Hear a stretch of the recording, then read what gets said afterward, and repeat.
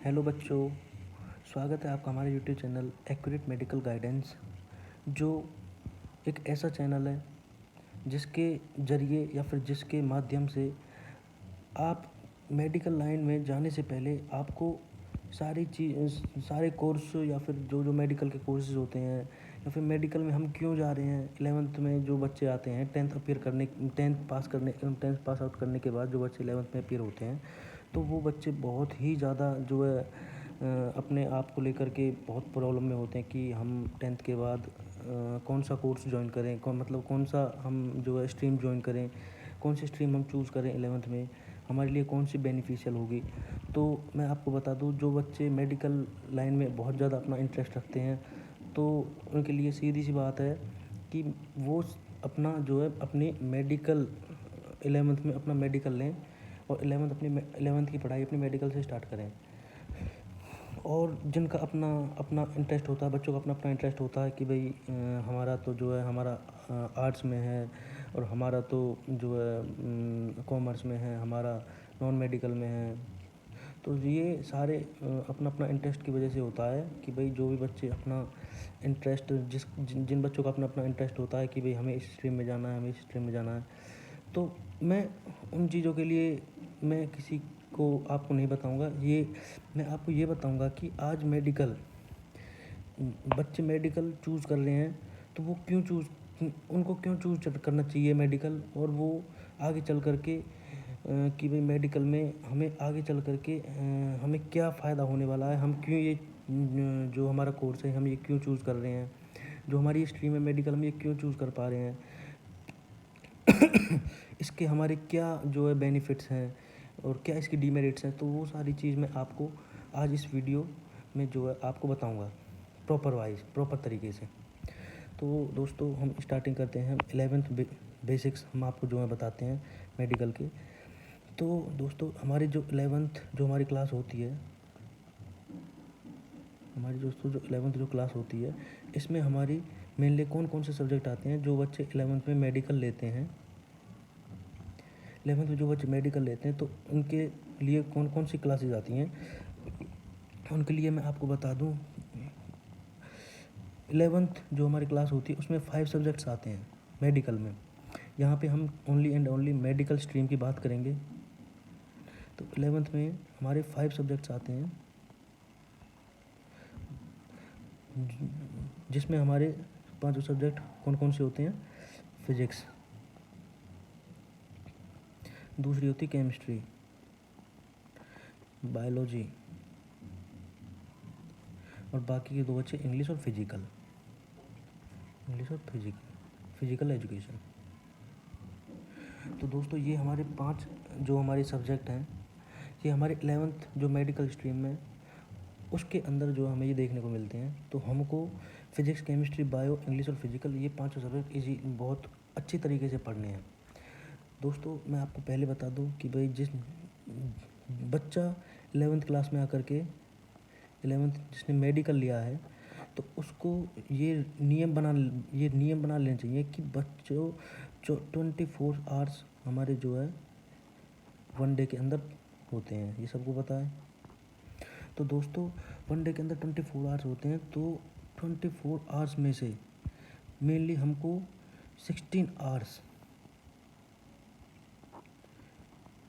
की स्टडी तो हमारे लिए इतनी इम्पोर्टेंट होती है।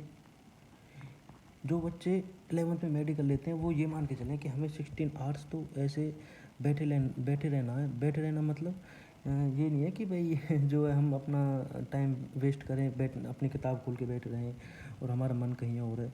नहीं, 16 आवर्स हम अपनी जो है किताब अपनी ओपन करके बैठे, जिसमें से हम अपने फिजिक्स, केमिस्ट्री, बायो हमारे 3 सब्जेक्ट होते हैं। इंग्लिश और फिजिकल ये नॉर्मली बहुत ईजी सब्जेक्ट होते हैं, तो इनको हम इजीली कर सकते हैं। लेकिन जो हमारी फिजिक्स, केमिस्ट्री, बायो होती हैं, ये जब 10th से 11th में बच्चे आते हैं, तो उनके लिए ये बहुत ज़्यादा जो है एक कठिन सब्जेक्ट होते हैं, क्योंकि उन्होंने 10th में कभी भी ऐसे कोई सब्जेक्ट्स अपने जो है अपनी लाइफ में कभी देखे नहीं। उन्होंने ओनली 10th तक साइंस पढ़ी थी। तो अब वो जो 11th में जो बच्चे आ रहे हैं, वो ये सोच रहे हैं कि भाई हमारी ये क्या आ गया, फिजिक्स, केमिस्ट्री, बायो। तो दोस्तों इसमें मैं आपको बता दूं, इसमें कोई ऐसी कोई डरने वाली कोई बात नहीं है। फिजिक्स केमिस्ट्री बायो हमारी ये ऐसे मतलब साइंस के ही 3 पार्ट बना दिए गए हैं, फिजिक्स केमिस्ट्री और बायो।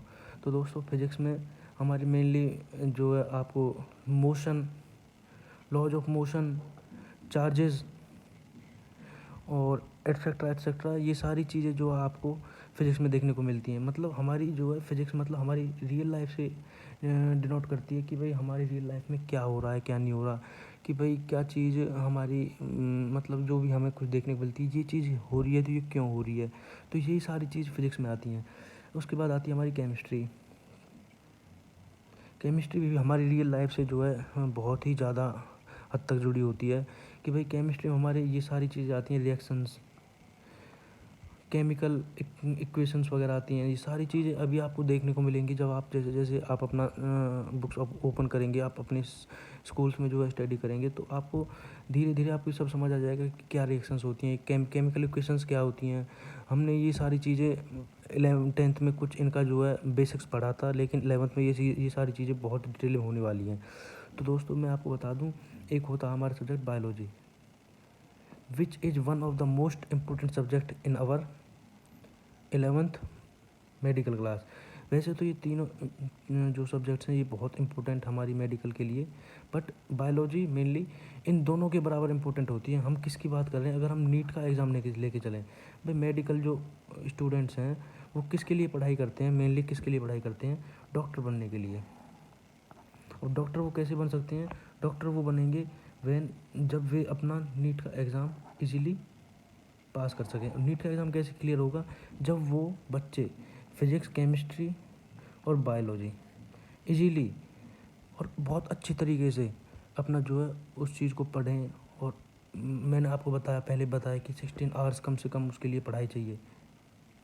अगर बच्चा इसमें से 10 आवर्स भी अच्छे से डेली रूटीन में पढ़ाई करता है, तो आप ये मान लो कि बच्चा जो है इजीली आपका जो नीट का पेपर होता है, नीट का मतलब है नेशनल एंट्रेंस एलिजिबिलिटी टेस्ट, जो हमारे एमबीबीएस में कोर्स के लिए एडमिशन के लिए होता है। तो वो जो हमारा पेपर होता है उसको बच्चा इजीली क्रैक कर पाएगा। मतलब उसके लिए कोई भी हार्ड नहीं होगा अगर बच्चा 10 आवर्स डेली स्टडी करेगा, बिना कुछ अपने माइंड में कोई दूसरी चीज़ें उसके माइंड पे अटैक कर रही हैं। अगर मतलब मान के चलो उसका दिमाग कहीं और चल रहा है, तो ऐसी बात नहीं बनेगी। अगर आपको जो है मेडिकल का टेस्ट नीट जो हम कहते हैं, अगर आपको जो ये टेस्ट क्लियर करना है, तो आपको मेनली 16 आवर्स में से 10 आवर्स तो ऐसे स्टडी करना है कि आप सब कुछ चीज़ भूल जाए। ओनली फिजिक्स, केमिस्ट्री, बायो आपके माइंड में रहनी चाहिए।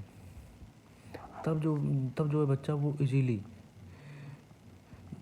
अपना नीट का जो एग्ज़ाम है उसे क्लियर कर पाएगा। ओके, तो नीट का एग्ज़ाम हमारा क्या होता है वो भी मैं आपको बता दूं। NEET national entrance eligibility test, इसको मैंने आपको बता दी, एमबीबीएस कोर्स में एडमिशन के लिए होता है, जो हमारा ग्रेजुएशन कोर्स होता है, ग्रेजुएट कोर्स होता है। ओके, जो बच्चे 11th 12th पास करने के बाद जो ये एग्ज़ाम देते हैं, तो वो नीट का एग्ज़ाम देते हैं, जिसकी वजह से हम एमबीबीएस में, और उसके बाद भी काफ़ी सारे कोर्सेज होते हैं जो मैं आगे चल करके एक न्यू वीडियो आपके लिए जो बनाऊंगा कि इंपॉर्टेंट मेडिकल कोर्सेज कौन कौन से हैं, हम 12th के बाद मतलब कौन कौन से कोर्सेज हम जो है कर सकते हैं, जिससे कि हम इजीली अपना जो है एडमिशन ले सकें और हम आगे चल के अपना कैरियर उस कोर्स में इजीली बना सकें। तो दोस्तों अभी मैं आपको ये ओवरव्यू दे रहा हूँ कि भाई मेडिकल जो हमने स्ट्रीम ली है, इसका हमारे अपने जो है लाइफ में इसका आगे क्या उद्देश्य रहेगा, ये सारी चीज़ें। तो दोस्तों ये मैं आपको बता दूँ, एमबीबीएस में ग्रेजुएशन कोर्स होता है। ये मेनली कितने ईयर्स का होता है, ये होता है हमारा 5.5 ईयर्स का, और हाफ ईयर की इसमें अप्रेंटिस होती है।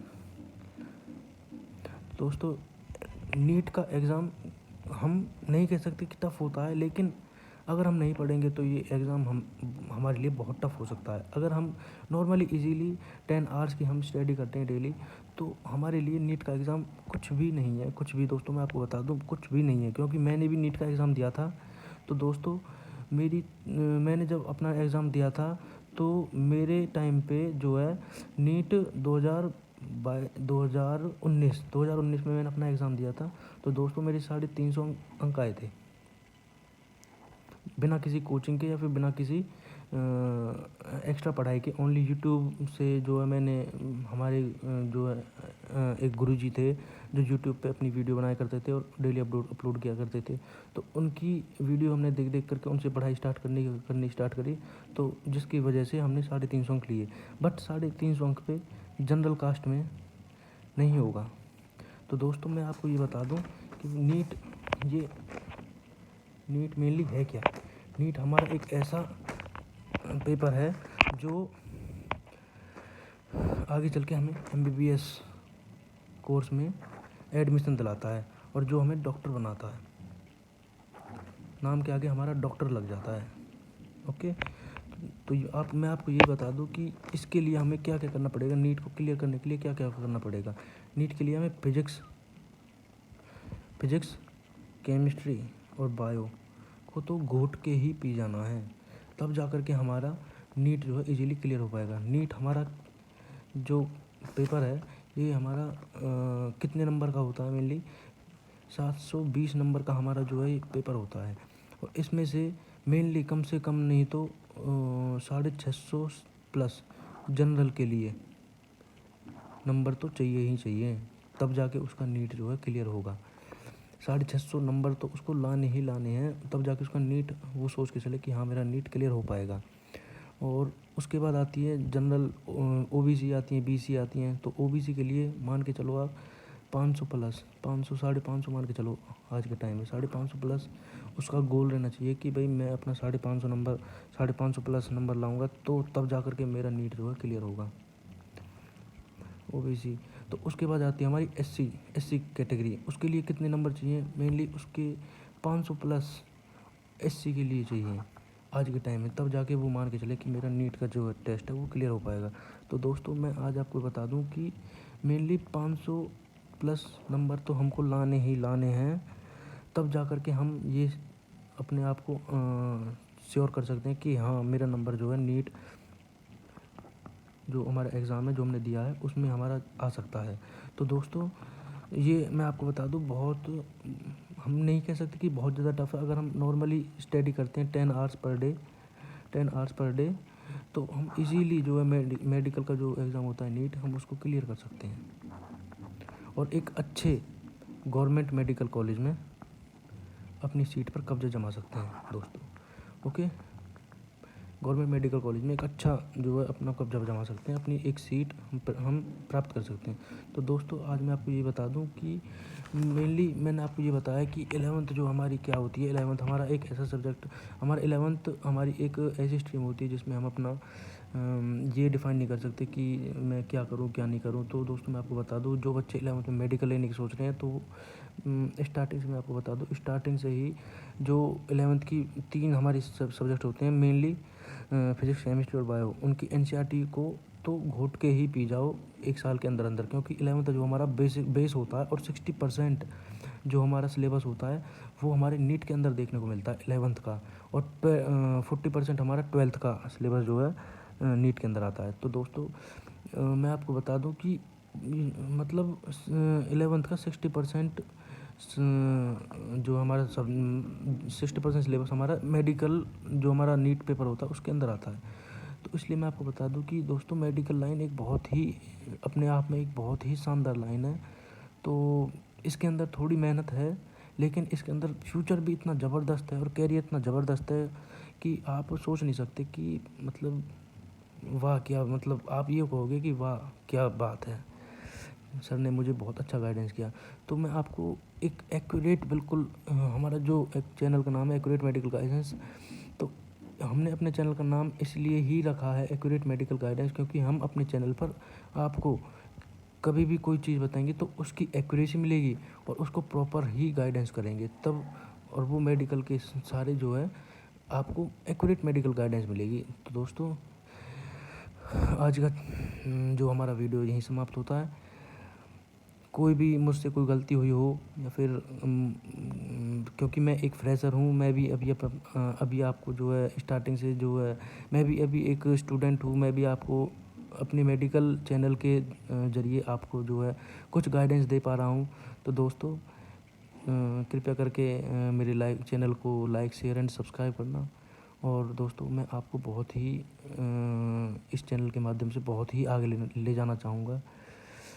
तो थैंक यू दोस्तों, एंड बाय बाय।